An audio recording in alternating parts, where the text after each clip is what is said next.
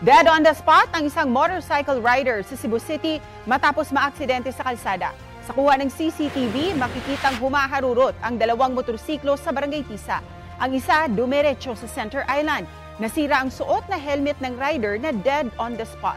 Batay sa investigasyon ng Traffic Enforcement Unit ng Cebu City Police, mabilis ang pagpapatakbo ng motor.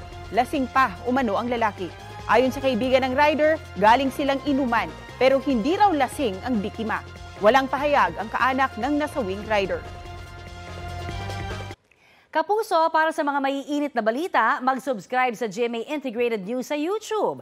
Sa mga kapuso naman abroad, subaybayan nyo kami sa GMA Pinoy TV at sa www.gmanews.tv.